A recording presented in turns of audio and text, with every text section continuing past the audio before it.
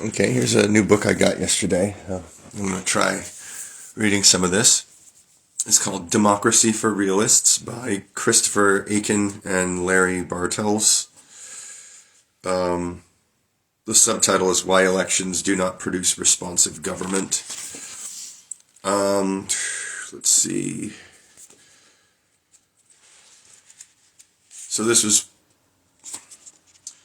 printed in 2017, I think. It's copyright 2016. So I'll just start with the preface. This book is a result of a long conversation. The authors first met in 1974, when Achen was a beginning assistant professor and Bartels was an even younger freshman in college. But the conversation did not begin in earnest until a quarter century later, after years of teaching and writing about public opinion, electoral politics, political representation, and public policy had left us similarly, but mostly separately, deeply uneasy about the significant tensions we saw between the findings of empirical social science and the familiar textbook portrait of democracy. In 1998, discussion of a then unpublished paper by Bartels from 2003 and an undergraduate course Achen was teaching revealed a good deal of overlap in our evolving perspectives and concerns. We began to think and talk about potential research projects that might shed new light on the performance of democracies and on the relationship between democratic ideals and realities. By 2000, we thought of ourselves as writing a book, though its scope and thrust would obviously hinge on the results of our empirical work. On good days, we envisioned a 2-volume study of democratic policies in government. Our rate of progress to date makes it unlikely that we will complete the projected second volume, focusing on democratic policy-making processes. Nevertheless, we still hope to add to our existing down payment on that work. In the meantime, even this first volume has turned out to be a much more open-ended book than we imagined, raising many crucial issues that it does little to resolve. We can only hope that colleagues and students in the years to come will find our ideas and evidence sufficiently intriguing to push further. When we began this work, we thought about democracy in much the same way that most democratic citizens do. The gap we perceived between conventional democratic ideals and the all too visible realities was troubling precisely because we took the ideals seriously. Nevertheless, we believed that if the realities failed to match the ideals, we, and others seeking to vindicate contemporary democracy, still had intellectually powerful backup defenses to bolster our convictions. Chapters 3 through 7 record the depressing failures of all of those defensive positions. At that point, we knew that we had to start over from a completely different foundation, and the remainder of the book makes a start on that task. Thus, the book resulted in a kind of intellectual conversion experience for us. Much of what we had believed and trusted turned out to be false. To be faithful to the evidence and honest with ourselves, we had to think very differently. In consequence, we have become used to listening to our colleagues and neighbors talking about this subject and feeling that their entire framework for thinking about democracy is really quite different from ours. In consequence, many readers may find this book irritating or worse. We can only say that we sympathize. We would once have thought it quite irritating too. When we began our active collaboration, Achen taught at the University of Michigan and Bartels at Princeton University. As we finish the book, Achen is at Princeton and Bartels is at Vanderbilt University. We are grateful to special colleagues and students at all three institutions for the many stimulating discussions and debates that we have enjoyed. These three universities also provided timely leaves from teaching, generous funding for research and travel, and substantial infrastructure and administrative assistance, all of which were indispensable to the long process of discussion, research, and writing reflected in this book. Michigan's Political Science Department and its Center for Political Studies, Princeton's Politics Department, Woodrow Wilson School, and Center for the Study of Democratic Politics, and Vanderbilt's Political Science Department and its Center for the Study of Democratic Institutions have all provided congenial settings in which to pursue our studies. Barb Opal, Diane Price, Michelle Epstein, Helene Wood, Jane Cornwell, and Shannon Meldon Corney have been unfailing sources of both logistical assistance and moral support. Over the past dozen years, we have taught a variety of graduate and undergraduate courses drawing on the material presented here, sometimes separately, sometimes jointly, and sometimes in collaborations with political theorists Arlene Saxonhouse at Michigan and Steve Macedo at Princeton.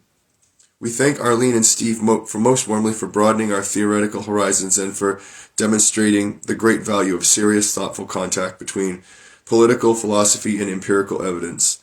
We also thank our students for providing a great deal of helpful feedback on our arguments and expositions. And Jim Kuklinski for sharing equally helpful comments and advice on a draft of the manuscript from his graduate students at the University of Illinois. We are indebted to Dorothy McMurdery, who talked with us about her life and helped us understand how identities evolve. Most of chapters 3, 5, 6, 7, and 10, and parts of chapters 4 and 9 are based on unpublished papers originally presented at annual meetings of the American Political Science Association and the Midwest Political Science Association. These and other chapters have also been presented by one or both of us in numerous seminars from Madrid to Taipei, although we cannot acknowledge individually the many hosts, discussants, and audience members who made these events so stimulating. Oh, this is just a list of thanks. So I'm going to buzz past those and go right to the first chapter.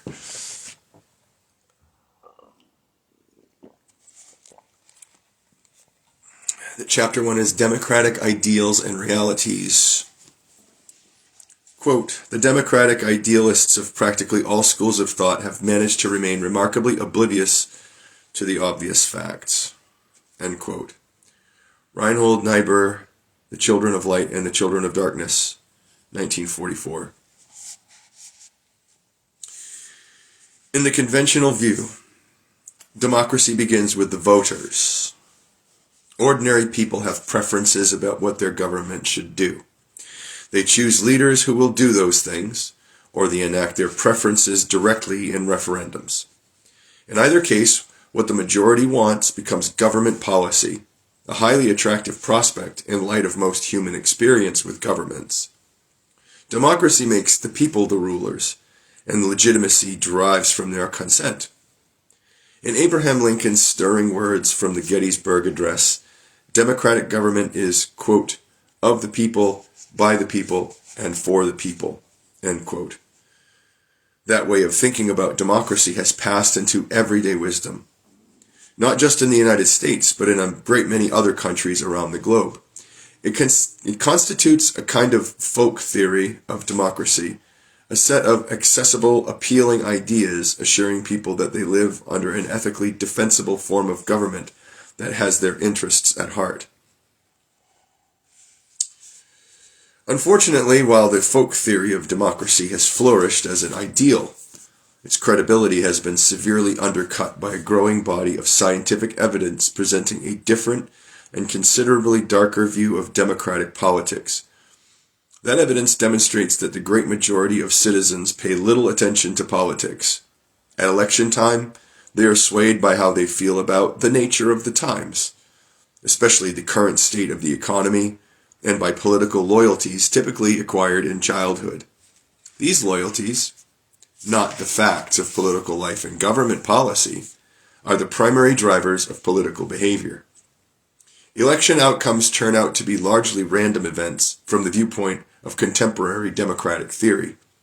That is, elections are well determined by powerful forces, but those forces are not the ones that current theories of democracy believe should determine how elections come out. Hence, the old frameworks will no longer do. We want to persuade the reader to think about democracy in a fundamentally different way. We are not in the business of encouraging liberals to become conservatives or vice versa. Books of that kind are plentiful enough. Rather we show both liberals and conservatives that the mental framework they bring to democratic life, while it may once have seemed defensible, can now be maintained only by willful denial of a great deal of credible evidence. However disheartening the task, intellectual honesty requires all of us to grapple with the corrosive implications of that evidence for our understanding of democracy. That is what this book aims to do.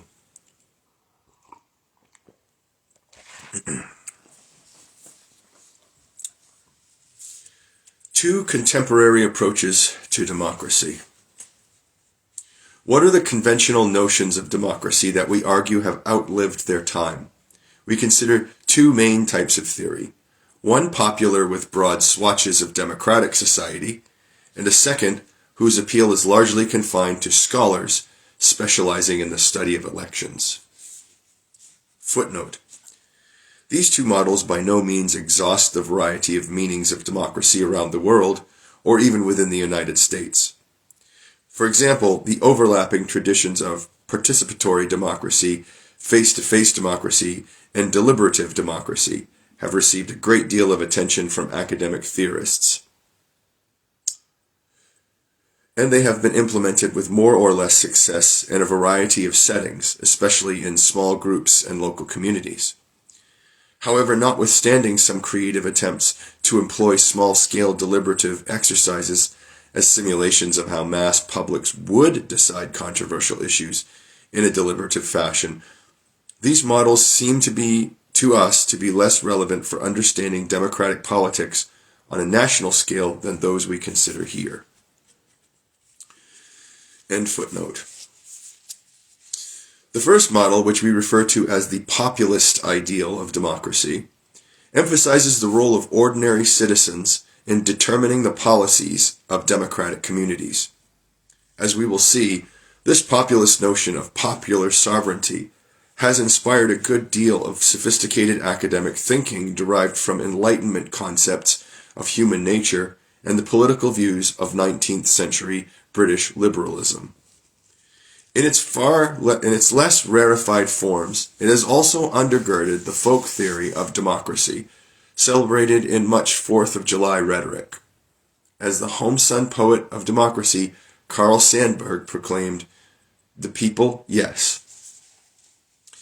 But how precisely shall the people govern according to the populist theory?" In subsequent chapters, we shall examine two different accounts of how populist democracy might work. In one, the public decides issues through the election of individuals who are to assemble in order to carry out its will, as an unsympathetic critic of this account put it. In the other, the people rule through direct democracy, choosing policies themselves via initiative and referendum procedures. Both representative democracy and direct democracy loom large in popular understanding of democratic self-government. But, as we shall see, the assumptions undergirding both versions of populist democracy are highly unrealistic. The second contemporary model, in defense of democracy, is less widely popular, though more persuasive to most political scientists. This model focuses on elections as mechanisms for leadership selection. In contrast to the populist model, which he characterized as the classical doctrine of democracy, Joseph Schumpeter famously defined the democratic method as, quote, "that institutional arrangement for arriving at political decisions in which individuals acquire the power to decide by means of a competitive struggle for the people's vote." End quote. Footnote. Pateman correctly pointed out that no such classical theorists exist, but she acknowledged that, quote, "one could extract something which bears a family resemblance to Schumpeter's definition of the classical theory," quote, "from the 19th century works of Jeremy Bentham and James Mill, among others. Some popular writers in the progressive era, such as William Allen White, nicely exemplify the viewpoint that Schumpeter criticized. The high hopes for public opinion surveys as a guiding force for democratic policymaking reflect the same progressive logic." End footnote. Dispensing with the notion that the people itself decide issues by electing those who will carry out its will, Schumpeter insisted that democracy does not mean and cannot mean that the people actually rule in any obvious sense of the terms people and rule. Democracy means only that the people have the opportunity of accepting or refusing the men who are to rule them. Schumpeter gave little attention to the criteria by which voters would or should choose among potential rulers. However, subsequent scholars have fleshed out his account. The most influential model of democratic selection in contemporary political science is the retrospective theory of voting, which portrays, quote, the elaborate in its great and perhaps principal role as an appraiser of past events, past performance, and past actions, end quote. In this view, election outcomes hinge not on ideas but on public approval or disapproval of the actual performance of incumbent political leaders. This model of democratic accountability appeals to skeptical scholars because it puts much less pressure on the voters to have elaborate, well-informed policy views. Ordinary citizens are allowed to drive the automobile of state simply by looking in the rearview mirror. Alas, we find that this works about as well in government as it would on the highway. Thus, we will argue that this second model of democracy, like the first, crumbles upon empirical inspection. Hence, we must think again. The concluding part of this book shows why a dramatically different framework is needed to make sense of how democracy actually works. We will argue that voters, even the most informed voters, typically make choices not on the basis of policy preferences or ideology, but on the basis of who they are, their social identities. In turn, these social identities shape how they think, what they think, and where they belong in the party system.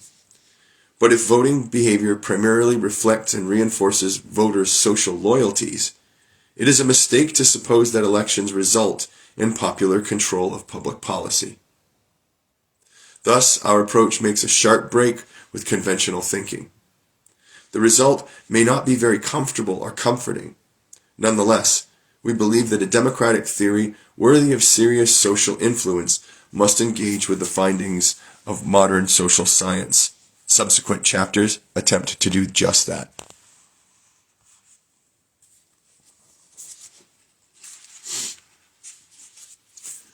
One second.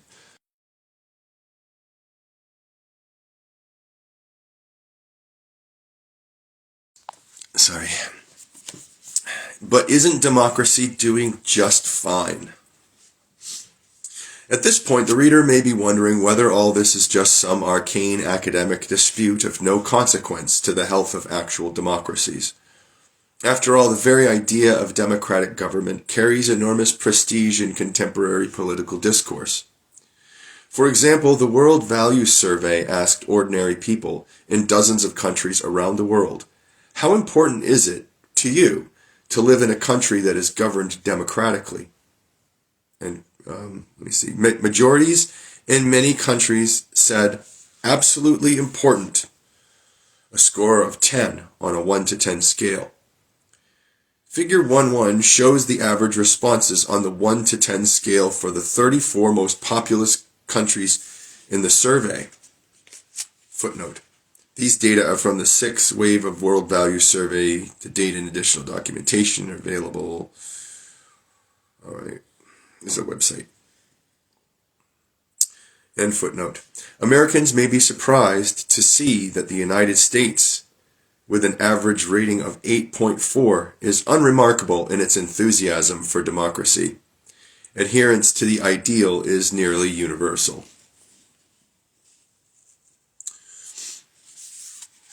Perhaps for this reason, nearly all contemporary political regimes, no matter how repressive, claim to be democracies of some sort.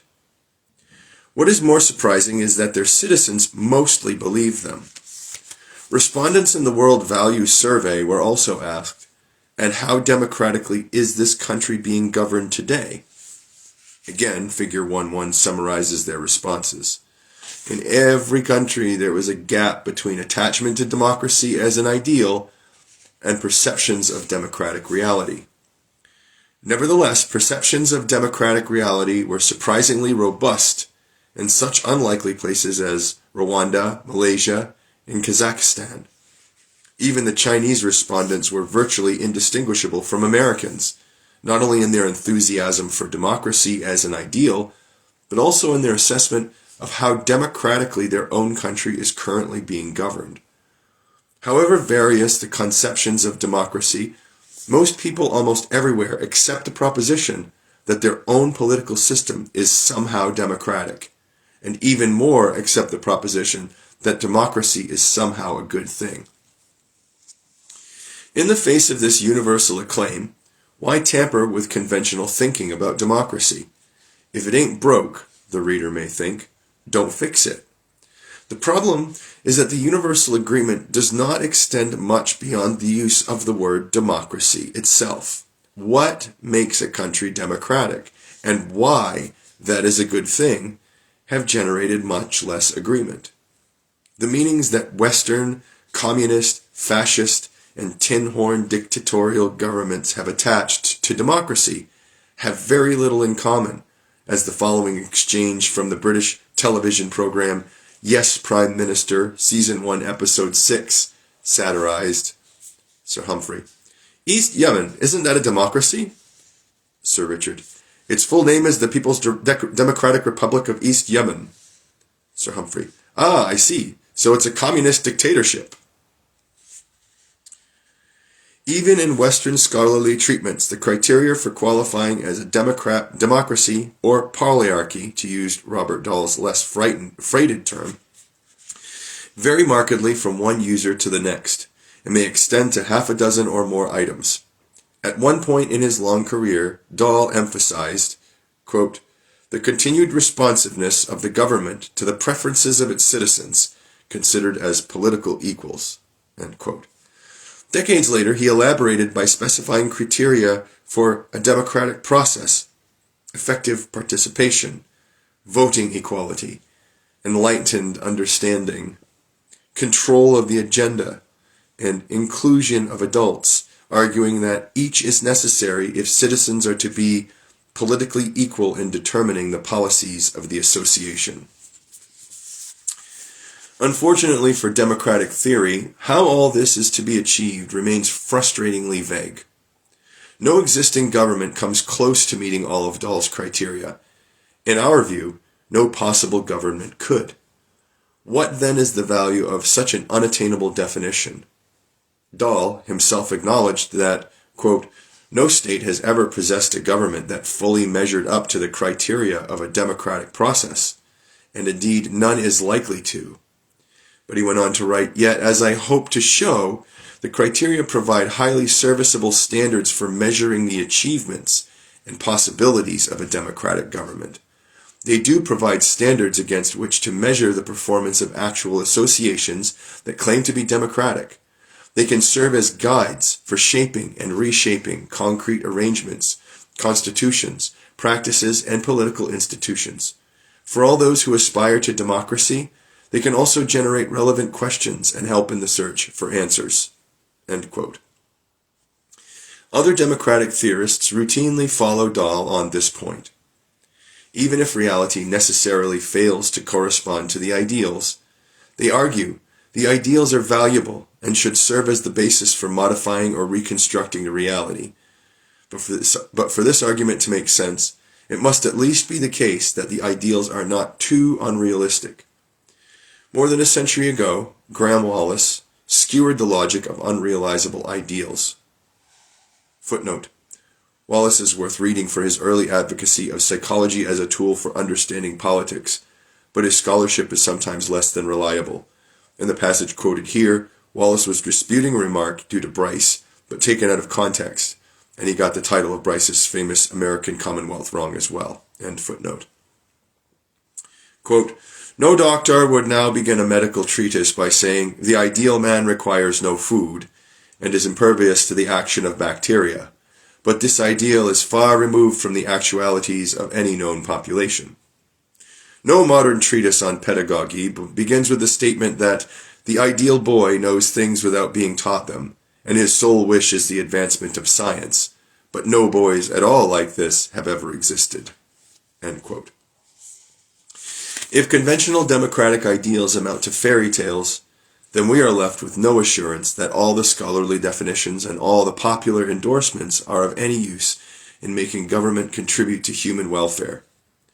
Hopelessly naive theories are a poor guide to policy, often distracting reformers from attainable incremental improvements along entirely different lines. As Walter Lippmann put it, the unattainable ideal of the omnicompetent sovereign citizen is bad, in just the same sense that it is bad for a fat man to try to be a ballet dancer. The views of ordinary citizens themselves provide intimations that not all is well with democratic theory. Despite their conventional obeisance to the civic religion, significant doubts and qualifications emerge. The gaps between democratic aspirations and perceptions of democratic reality, summarized in Figure 1.1, are indicative. Is this still the same figure we're talking about here? Yeah, democratic aspirations. In the United States, for example, 46% of the respondents in the World Values Survey said that it is absolutely important to them to live in a country that is democratic, that is governed democratically, but only 7% said that the country is actually being governed in a completely democratic manner. Other surveys have exposed a good deal of schizophrenia about the meaning of democracy. For example, a substantial majority of Americans say that democratic government is a very important factor in the nation's success, but most also believe that the government is pretty much run by a few big interests looking out for themselves. Footnote, an item included in the most American National Election Studies surveys conducted over the past half-centuries asked, "Would you say the government is pretty much run by a few big interests looking out for themselves, or that it is run for the benefit of all people?" In 2008, 69% of the respondents chose "run by a few big interests," and 29% chose "for the benefit of all the people." In 16 separate surveys conducted from 74 through 2008, respondents chose "run by a few big interests" by an average margin of 65 to 29%. End footnote. On one hand, we are a free people, controlling our own special form of government, the envy of the world. At the same time, we are badly governed by incompetent and untrustworthy politicians beholden to special interests. We are simultaneously dreamily idealistic and grimly pessimistic. Prominent intellectuals, too, have embodied both these contradictory impulses. In The Democratic Spirit, 1847, a bombastic Walt Whitman exalted democracy with its manly heart and its lion strength, from which we are to expect the great future of this Western world, a scope involving such unparalleled human happiness and rational freedom to such unnumbered myriads that the heart of a true man leaps with mighty joy only to think of it. But a quarter century later, in the midst of a wrenching period of democratization, the incorporation of millions of former slaves and reintegration of millions of former rebels into the American polity following the Civil War, Whitman addressed a prophetic essay, Democratic Vistas, to, quote, "him or her within whose thought rages the battle advancing, retreating, between democracy's convictions, aspirations, and the people's crudeness, vice, caprices." End quote. Whitman promised readers of Democratic Vistas that he would not gloss over the appalling dangers of universal suffrage in the United States, and he acknowledged that the American politics and society of his day were cankered, crude, superstitious, and rotten. The spectacle is appalling. Nevertheless, he expressed unshaken faith in the elements of the American masses and confidence that the fruition of democracy on aught like a grand scale resides altogether in the future, to come to its flower and fruits in manners and the highest forms of interaction between men and their beliefs in religion, literature, colleges, and schools, democracy in all public and private life. Like many citizens of modern democracies, Whitman clung to the belief that democracy could and would be perfected despite the appalling spectacle of democracy in practice. Thus, popular thinkers and scholars alike have combined enthusiasm for democracy, however vaguely defined, with a clear-eyed realization that democratic practice is, by the standard of folk theory, dispiriting almost everywhere. In most cases, they have simply ignored the conceptual contradictions or attributed the failings of democracy to corrupt leaders or faulty institutions. Occasionally, though, the ideal itself has come under suspicion, and it is to that line of democratic thought that we now turn. And my voice is kind of going, so I'm going to cut off here, still in chapter 1. I'm going to continue this some other time. Thanks for listening.